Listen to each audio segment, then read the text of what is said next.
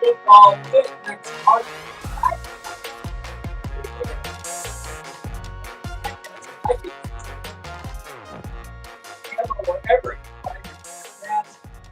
We're live in studio. Okay, I'm Johnny Venerable. He, of course, former Arizona Cardinal wide receiver Brittan Golden.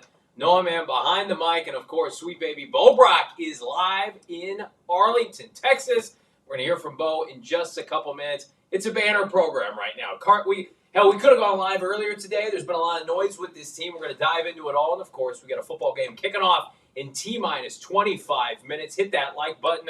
A reminder, our friends are sponsoring partners today. It's brought to you by our friends at Gila River Resorts and Casinos. Visit playatgila.com. We're going to be back at Gila for all of our remaining away games, including this Sunday. Hang out with us for a watch party. And will the Cardinals be on a one-game winning streak, or will they have just lost their sixth in a row? That's where we start today. You and I have not touched base on air in a minute. Kyler Murray's been out. There's a lot of speculation. Is it a soft benching? What's happening here? I can tell you this, Brittan Golden. Kyler Murray will not play tonight, despite being on the field for pregame warm-ups, looking good per Bo Brack on the scene. He is inactive as we get into our pre-flight Inactives, Brittan Golden, and you've watched this team every snap this year. You've talked about him. We've seen Jacoby Brissett operate. How big of a loss, if any, is it for the Cardinals tonight? I mean, I don't know if you go with a loss. I mean, if we're really looking at it offensively, this team has looked so much better with Jacoby Brissett, throwing the football. So I think right now it's been working. You haven't won games, but your offense has been clicking. You've been putting up 300 yards a game offensively with. So I think this is just one of those where this is who you have to go with. I think it's a smart decision, whether he's hurt or not. I don't really know the background on that, but I think this is what you had to do. We talked about it before the bye week. I think this is who you have to stick with right now to kind of fix your offensive issues. We were having some technical difficulties. I think we're good. People are saying we're good. Give us a thumbs up in the chat if we're good. Oh, it sounds like we're way better. Welcome, friends. Hit that like button, subscribe. I agree with you. Kyler Murray in this offense with Drew Petzing, for whatever reason, was not vibing earlier this year. You can be in two camps. You can be in the K1 camp. I'm in the K1 camp. You can be in the Drew Petzing camp. Drew Petzing's probably saying behind closed doors, I don't want to play with Jacoby. We don't have that, source definitively. But this is where we're at. Kyler Murray, whether or not you believe reports, you believe the staff, you believe Kyler Murray himself, not able to play tonight. So Jacoby Brissett's going to get his third straight start, and I think the offense is going to play well. I think the offense is poised to play well.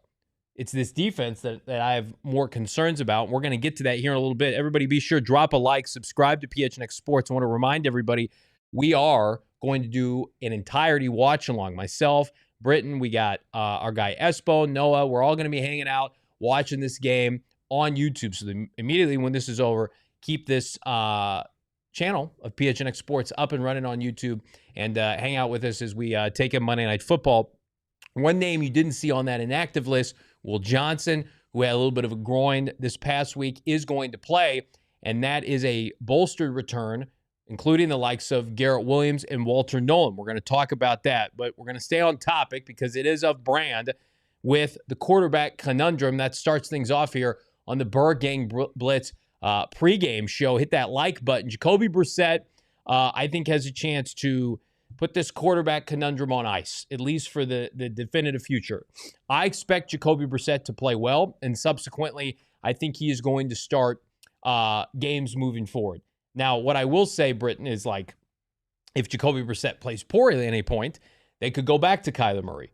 I don't think Kyler Murray was outright benched, but what I do think is the Cardinals have seen the upside of a more traditional quarterback in the offense that by hook or by crook they want to run, And I think Jacoby Brissett, if he plays well tonight, will be given a long leash to finish the season. I agree. I think it goes back to, the last couple games that he started, right? It seems like he fits this offense. He fits the mold of quarterback that can run Drew Petzing's offense, right?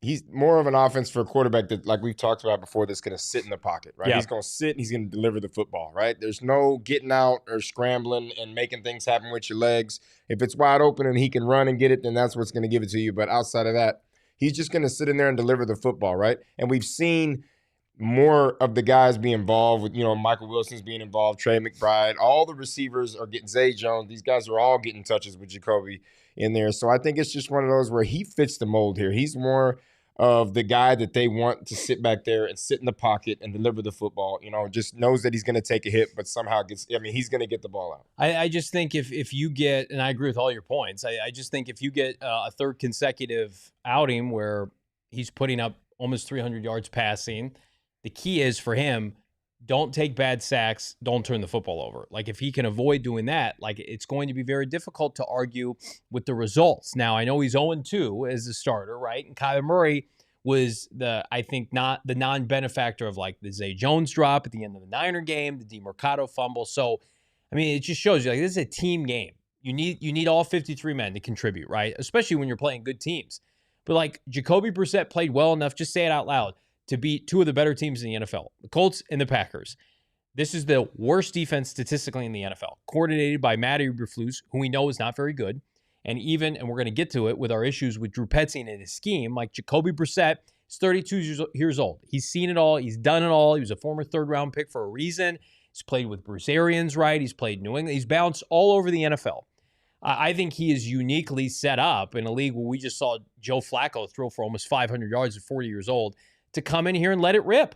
There's no benefit to let's slow play this. Let's establish the run. Let's try to mimic what they did last year. 2024 Arizona Cardinal offense is dead and buried. It's gone. Clayton Adams is gone. We'll see him, by the way, tonight with Dallas flourishing. Kyler Murray is off to the sideline right now. James Conner is injured. It's just not the same unit. You have to lean into the strengths of this team right now, which is Trey McBride, and we believe, hopefully an ascending Marvin Harrison Jr., and that's where we're going to go next here. Everybody's been waiting for this on the PREGAME Blitz.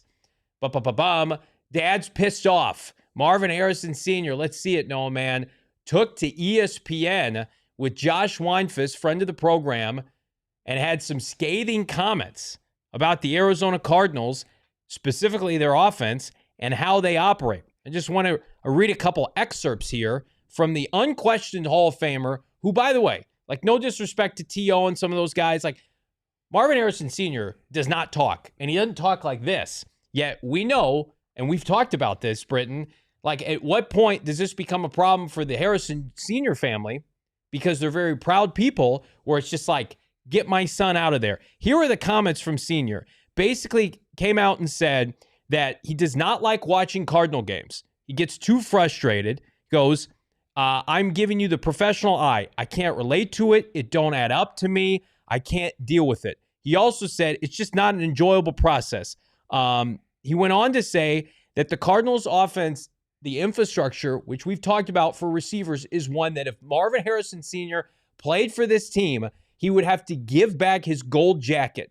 Meaning what? Meaning that this offense stymies, number one, wide receiver production. And that he said, you can quote me on that, I don't like the Cardinals offense. So all of that to say, Brittan Golden, your takeaways from Marvin Harrison Sr. and his comments to ESPN. I think it's kind of what everybody in the chat and us have been saying all year long, yeah. Right? It's been really hard to watch this Cardinals offense play football the entire season. It really hasn't mattered who was at quarterback. But, it's just one of those issues. And when it's coming from like somebody like Marvin Harrison Sr., right? Hall of Fame guy, one of the greatest receivers to play the game of football, who's, like you said, is not a very loud and outspoken person at all. When you hear something like that, it's kind of to the point where people are just fed up. I completely agree with what he says there. It's been miserable watching that. Right? You're so-called wide receiver one. You can't find ways to get him the ball, right? Mm-hmm. And we complain, yeah, he's had some bad drops this season, but at the same time, He's your wide receiver 1, and he's got 3 targets a game, max 5 targets a game. Right? You're not going to see that anywhere else in football. I know for a fact Marvin Harrison Sr. wasn't looking at 3 targets a game his entire career.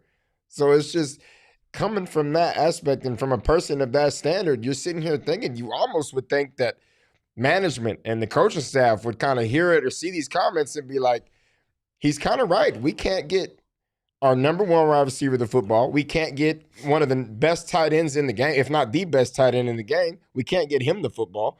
I mean, there's just no structure to this offense. And we talked about it where it just looks like this offense hit its ceiling with Josh Dobbs at quarterback.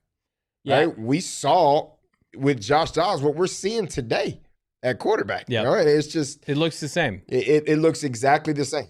Like, why does Kyler Murray have 17 passing touchdowns going into the finale last year? Why can't they have consistent 300-yard passing games? This was an offense that was set up to be a run-first offense. And, like, that's fine if you feel like you can be efficient doing that. But when you take a player the caliber of MHJ 4th overall, which has always been my argument, and I think all of our arguments, is like, okay, you have to utilize him. And I have always been very pro-player. I'm pro-player with Kyler. I'm very pro-player with Marv, in the sense that, like, Marv has succeeded at every level. He was a generational prospect. And if he goes to Kyle Shanahan or Sean McVay, like, what do you think the production is? He may never be Julio Jones, A.J. Green, but I think in a league where flipping like Ladd McConkey as a rookie can get to 1,000 yards respectfully, Marv can't have 1,000 yards. He is being held back by the play caller. Like, I said this off air to Espo, our GM, before we went on air. Drew Petzing was having a pretty good week before this came out, because it's who's the bad guy right now? It's Kyler Murray. Hey, Jacoby looks good. My offense isn't as bad as people assume. We scored 25 points per game the last 2 weeks. And then here comes the Hall of Famer senior via ESPN saying, quote, "It's hard for me to watch the Cardinals offense, and you can quote me on that." I mean, it's just as damning as it gets. And this is trending toward, because I think right now Austin Ford and Gannon are safe, and I know people are going to be disappointed by that. This is trending toward a Kyler Murray trade at some point and a Drew Petzing bon voyage. Clean slate offensively, right? Assuming that Drew doesn't set the world on fire these last 10 games. And the number one priority of the next offensive coordinator of this franchise is, yes, quarterback friendly, but also make sure Marvin Harrison Jr. gets the football. You're not good enough not to have him get the football. As we're joined by Bo Brack at AT&T Stadium in Arlington, Texas. Bo, and you and I almost had an opportunity to go live earlier today. Okay, Bo's not ready yet. Hang on one second. We're waiting on Bo here. Again, we appreciate everybody in the chat. Hit that like button. We're waiting to talk to Bo Brack. But this has dominated the news cycle. And again, I think, like, Cardinal fans have been living this frustration with Marvin Harrison Sr. for 2 years. I think this is good because it gives casuals out there who see Marvin, they're like, why is Marvin always, like, dropping passes in primetime? It's like, oh, Marvin has 4 double-digit target games in 24 games. I mean, it would be impossible for anybody getting a rhythm like that. No, you can't.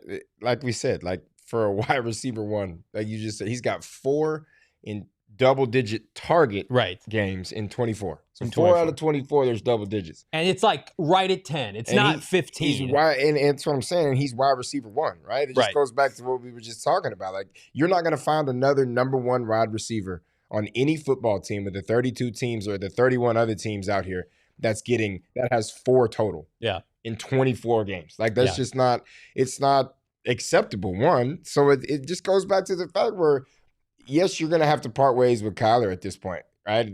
Especially if he's a healthy scratch tonight, which we don't know behind the scenes what's going on. But if he's a healthy scratch tonight, you're telling me that you've made up your mind. You've made up your mind. Like, you're moving on. You're trying to get out of here. So it's just one of those things where if you're offensively as an OC can't get Marvin the football now with the quarterback that's made your offense look better, it's never going to happen. It's not happening. And it goes down to the OC has to be. So if you're going to go ahead and do the quarterback change, get rid of Kyler, Petzing's got to follow. We're going to jump into Bo Brack here in a second, but a quick reminder here on the Bird Gang Blitz. Here's some positive news. The Cardinals may be down in the dumps with their offense, but their defense gets a boost in the form of the 16th overall pick. Walter Nolen has been activated. reinforcements have arrived. The 16th overall pick, who's been out since late, it feels like June, early July, makes his NFL debut tonight after practicing 3 weeks. They also get Garrett Williams back off of injured reserve as we now welcome Bo Brock.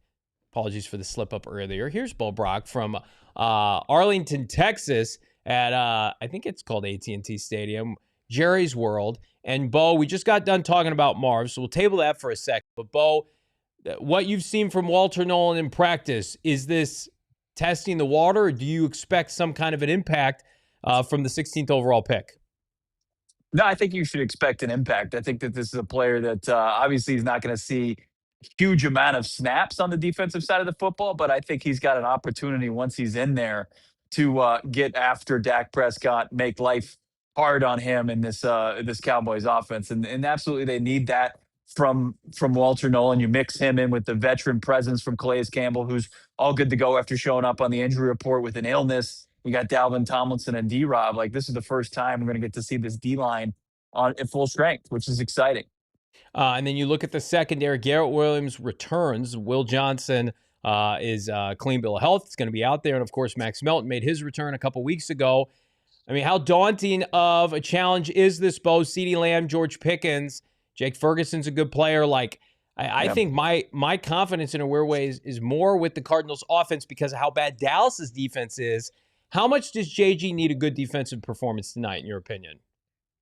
I mean, he needs it just to give this team, this fan base some life, right? You're right. I mean, it's good of an opportunity. It's the best in the league for the offense. It's probably the worst as far as the defense has to go up against. I mean, Brittan knows this with the just embarrassment of riches that they have on the offensive side of the football, and then the complementary role players that also are big-time playmakers and can beat you on with big explosive plays on offense. It's going to take the Cardinals, like, if they can keep this Dallas Cowboys offense under 30, I think you say, hey, that's what they needed as far as a chance to win this game. Like, what have you seen the last two games we've watched together? The Cardinals offense defense looks okay, pretty good through three quarters, and then they just kind of fall apart in the fourth quarter to the point where it just doesn't even look like the same team. Well, a lot of that goes back to your offense, though, right? The offense, when it looks good, they do well, and it's kind of early, right? It's kind of in the first half. They kind of make some plays, or in the first quarter, they get some points on the board, and it looks kind of good early, but then it just fizzles, right? We go back to it's like we're running prevent offense, right? Just kind of like our defense runs at the end of halves and the end of quarters where we just give up all these yards and give free points. But the offense is going 3 and out when you come out of halftime, and 3 and out and punt, 3 and out and punt, or a turnover. And now this defense is spending 20 of the 30 minutes on the field, and you're wondering why, they're getting shredded. And it's like these guys are exhausted. They're tired.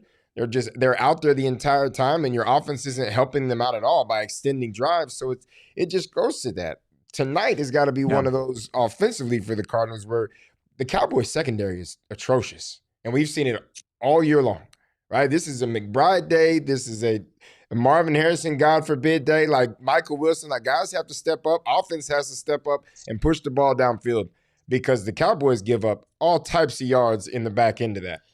Bo, be remiss if we didn't ask you about the Marvin Harrison Sr. comments today via ESPN. Is that going to impact the Cardinals' game plan? Like, I think we were talking about it off air. Like, I thought Drew Petzing was having a pretty good week until this point. Yeah, look, it was coming up all Drew until this morning in Josh Weinsford's article. And we have to say thank you to Marvin Harrison Sr., I think. We owe Dad a favor here because we do. Him coming out and saying he can't watch this offense, it made you kind of remember that the struggle bus that they were on for the first 5 weeks existed, and they still haven't given Marvin Harrison Jr. what he deserves as far as a target share. So, good on him for being a good dad and forcing the issue and doing what, helped him throughout his career and demanding the football. Now he's doing it for his son. Because you even saw throughout the article, I mean, MHJ wasn't going to still do that. But for Senior to do that, I think that was it's going to be a positive in the long run. Here's what needs to be a positive tonight is the matchup of Jonathan Gannon versus Matt Eberflus. I know they're two defensive coaches, but if we remember, we talked about it over the bye week. Gannon has been a mentee from Eberflus at one point. The student versus the teacher tonight here as we wrap up the Bird Gang Blitz. Eberflus coordinating the worst defense in the NFL. Jonathan Gannon, who we feel like is a good defensive head coach, needs to put on the kind of performance where you're equipping Drew with what he needs to be able to take advantage. And on the flip side, you need to take Brian Schottenheimer to the woodshed. So we've covered it ad nauseum here, but Bo, quickly, like 5-game losing streak, pressure in prime time. It's all kind of boiling over here. You and I feel pretty good about the mindset that Jonathan Gannon and Monty Ossenford are safe right now. The quickest way that can turn for them is with a bad nationally televised performance en route to playing, the powerhouse Seahawks on Sunday on a short week. Yeah. Like you have to show up and do like what even Russell Wilson, Justin Fields, struggling quarterbacks have done and have success offensively against this defense. This can't be a step back. This has to be just kind of the status quo, and Eberflus needs to continue to wear it on the chin. They say it's a personnel mismatch as far as the defense he deploys and what they have here in Dallas on that side of the football. But you're going to have to put up a ton of points, and even like no lead is going to be safe, especially how the Cardinals have the fourth quarter woes. But yeah, it's very important for just like last year, but in a different way. Gannon's team impose its will offensively on Eberflus's defense. Big thanks to everybody watching right now. Hit that like button. Reminder, the Game Day threads brought to you by our friends at Rally House, the place for all your game day needs. Our guy, Noah, you don't see him behind the mic, is repping a Mitchell and Ness Anquan Bolden jersey that I'm going to have to steal off of his person today. Very upset about that, but very fired up for the partnership with Rally House. Also fired up with our friends at Bet365. How about a tasty little 3-leg parlay with your boys at PHNX Cardinals? Hit that bonus code PHNX365, deposit 10, place a $5 bet, get 200 in bonus bets. Let's see it, Noah, man. I think this is chalk. This feels chalky chalk here on Monday Night Football. Trey McBride, anytime touchdown. Zay Jones, who's been sneaky good with Jacoby Brissett, just needs 25 yards, and Jacoby Brissett himself goes for 250, something he's done each of the last 2 weeks. That's plus 445 via our friends at Bet365. You got to be 21 years and older. If you were someone has a gambling problem, wants help, call 1-800-NEXT STEP. Text NEXT STEP to 53342 or visit problemgambling.az.gov for more info. Let's jump in to the Super Chats if we could. We got a bunch of new members. We appreciate you. And a reminder, we're going to be live with the watch along. Kyle saying, "'Tis the season to trade Kyler, team Jacoby Brissett." Hashtag. Bo, we talked about it. I know that Mike Florio kicked this around a little bit, that he expects a Kyler trade. There's a lot of moving parts to be able to do something like that at the trade deadline, in season, the amount of money. I think in a perfect world, maybe everything gets settled, but this is the NFL, and there's just too many moving parts, it feels like, during the season. Yeah, I mean, especially with quarterback contracts, that's why it's so unprecedented. And as far as trying to get one up to speed, like maybe Cliff Kingsbury could pound the table for doing the funniest thing ever, but highly unlikely. And I agree with Florio, and that might be, nails on the chalkboard. But yeah, more likely March than it is tomorrow. Let's keep things going here. Rapid fire. Michael, $10. Thank you so much. Would love to hear BG's thoughts on how Kyler handles the soft bench. What happens if Jacoby plays well? Thanks for all the coverage. We're going to get to that. So I'm going to table that for now just because kickoff's in 2 minutes, but we're going to talk about that. Thank you, Michael. Desert Vulture, $5. Spoiler alert, Washington quarterback is out. Leverage exists for possible trade with Cliff. Familiarity won't happen. This regime is too passive. I disagree. I think it would be. I don't know if Washington. I mean, I don't think you have enough money to do that. Yeah. Like, that's just, Kyler's contract is just too overbearing for anybody. Yeah, then what do you do that with has it in the a franchise? Because you have a franchise with Jaden Daniels. Yeah. But yes, I understand his elbow was facing the wrong direction last night. But woof. It's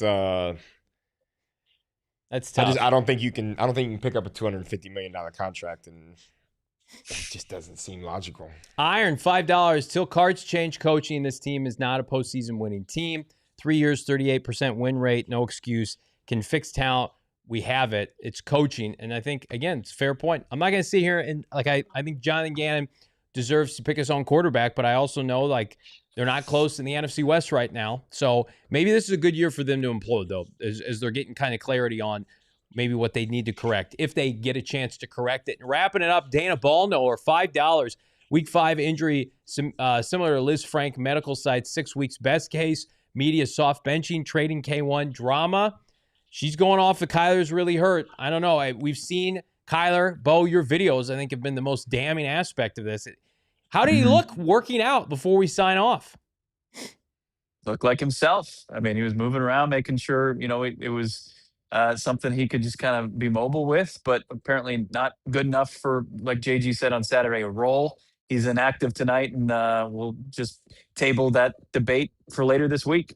When will we see Kyler Murray again? It's a question for another day, but tonight the Arizona Cardinals attempt to snap their 5-game skid. Jump on over to the watch along. We're going live in just a couple minutes. And, of course, halftime and post-game show with my buddies here, Brittan, Golden, Bull, Brock. Big thanks to everybody. Hit that like button. We'll see you on the watch along.